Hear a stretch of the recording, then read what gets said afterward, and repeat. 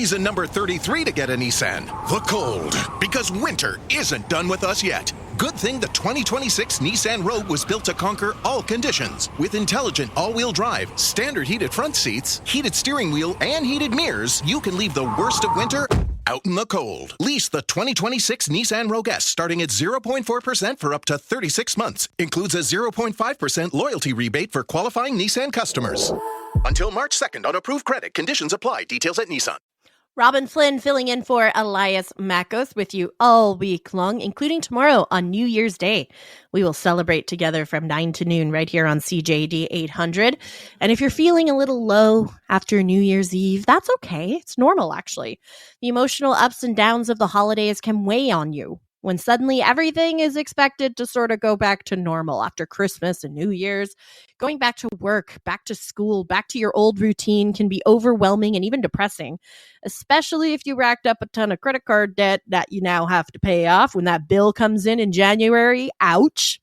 Plus, you've got the winter weather. Things tend to be a little bit gloomy, less sunlight, seasonal affective disorder kicks in, a whole host of other factors. It's a recipe for a bad mood. So what can you actually do about those post-holiday blues? Joining us now is Dr. Stephanie Sarkis, psychotherapist specialized in ADHD, anxiety, and narcissistic abuse. She's based in Tampa. Good morning, Dr. Sarkis. Thank you for being here.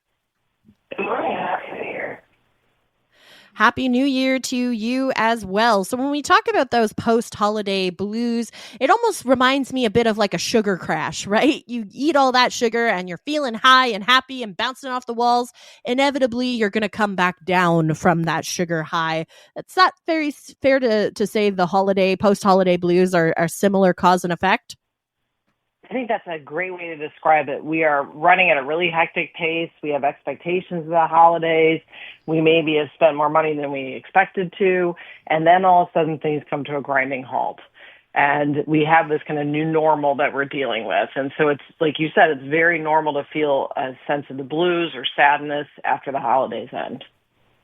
I also think taking down Christmas decorations is really depressing if you celebrate Christmas. I know, having that Christmas tree up brings all sorts of joy to your house. And once you take everything down, I always find my house looks kind of naked.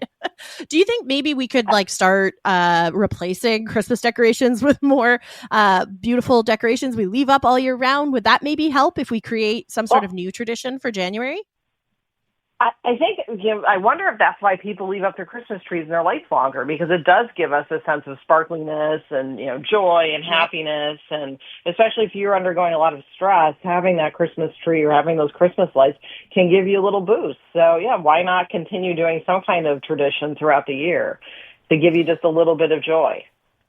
Absolutely. I know, my sister, for example, she has different sets of decorations for every single season and holiday. It's really fun, actually, and cool because her house always looks a little different. A lot of work, too, though. So I don't blame you if you don't want to partake.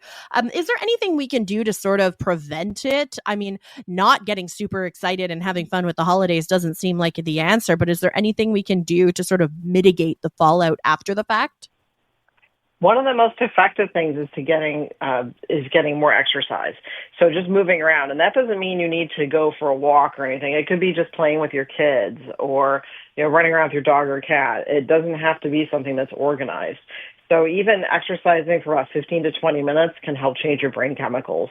Because when we're getting into the winter months and we really don't have that thing to look forward to, our brain chemicals start dropping a little bit. So we want to do things like exercise or try to get enough sleep or find something to look forward to. And sometimes you may have to really dig deep for that. But it may be something that you're looking forward to by the end of the month or next week, or you create those things that you're going to enjoy, or you start learning something new. And also, if you get to the point where you feel like, I've done all those things and I still am not feeling good, or if you have a family history of depression, you may want to just talk to a mental health professional about, you might have seasonal affective disorder. Now, what exactly is seasonal affective disorder?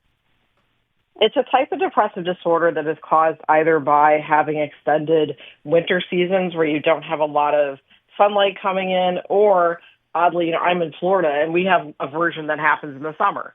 So it's not like one climate wins over the other. But in the winter months, again, especially when you don't have something to look forward to, and you don't get enough vitamin D from the sun, you can have some changes in your brain chemical levels. And this is a very real diagnosis, a real thing that happens. And it's something that happens to quite a few people. So it's important just to talk to someone, talk to your general doctor or a mental health professional and say, hey, you know what, I've tried all these things. I've tried exercising. I've tried eating better. I've tried getting more sleep. And I'm still feeling like I'm not functioning very well. I don't feel like I'm present for things. And see how they might be able to help you. It's funny you mentioned vitamin D specifically because I feel like every time I have blood work done, they're always like, your vitamin D is a little low. And I get put back on vitamin D supplements. I feel like almost everybody should be taking vitamin D, especially if you don't live in a warm and sunny climate like in Florida, right? Right. And some people are more predisposed to it anyway. But yeah, it's a good idea to check with your doctor and get that regular blood work. I know people don't look forward to getting blood work, but it's really important for us to get a look at what's going on with your body, especially vitamin D. And there's also light boxes. There have been studies showing that light boxes can be very effective during the winter months as well. Oh, very cool. What can we do to support people who maybe are dealing with a little bit of those blues? I myself, I've been on antidepressants and anti-anxiety medication for years. So I feel like my mood is quite stable all the time, never goes too high, never goes too low. But I do notice changes in my friends and family this time of the year. What can I do to support those people? I think it's support and not fix. It's saying, you know what, hey, I've noticed that you don't feel like yourself, and I'm wondering if there's any way I can help. Is there anything I can do to support you? Instead of saying, hey, you know what, you need to go talk to somebody. You need to do this. You need to do that. Because if somebody's already not feeling great, that's going to push them even further away and have them isolate themselves even more. So it's really important to say, hey, no matter what, I'm here. And, if you need me to drive you to a doctor's appointment, we can do that. Or if you want me to even go with you to a doctor's appointment, that's good. What would you like to see me do? Like, how could I help you the most? And I think that's something that's really important. Sometimes people just need someone to listen to them and validate how they're feeling. So again, it's Absolutely. really important that we support but not fix. One of my favorite questions to ask my friend or even my partner, my husband, when he has, he wants to complain or something, I say, are you looking for solutions or support? Because sometimes we do just want to vent. I know for me, very often I have to tell my husband that I'm not looking for solutions right now. I just want to complain. Do you think that there is value to that, to just, having somebody to listen to you vent a little bit? That's the same thing I tell couples is ask your partner, and do you want a solution or do you want to just talk about stuff? You want me to listen or do you want me to help you? And so I think that that's something that is really valuable because I think we all come from either a listening or a fixing kind of perspective, depending on who we are and our personality. Yep. So it's really important to know that sometimes who we're in a relationship with doesn't always think the same way we do. We may be a fixer when they just need an ear to listen to what's going on and just to validate it. And that doesn't mean you have to agree with what the person's saying, but it's true for them. So it's important to listen and validate that way. So I think that's an excellent way to avoid a lot of miscommunication. Just say, do you need support or solutions? Do you think it's possible as well, Dr. Sarkis, that perhaps some events that transpired over the holidays, as much as we love the holidays, they could be a very stressful time, right? Getting together with family members we may not have the best relationships with. Is it better, do you think, to sort of let sleeping dogs lie, or should you perhaps try to initiate conversations with family members that maybe, had one too many and said something hurtful or were, made an inappropriate joke? Should we try to address this with these people? I think it depends on a couple of factors. One is this a one-off thing? Do you generally have a pretty good relationship and this is something that was just out of character? Or is this someone that has had a pattern of behavior? You've tried talking to them before and they don't see anything wrong with their behavior. I think that could guide you a lot in what you decide to do.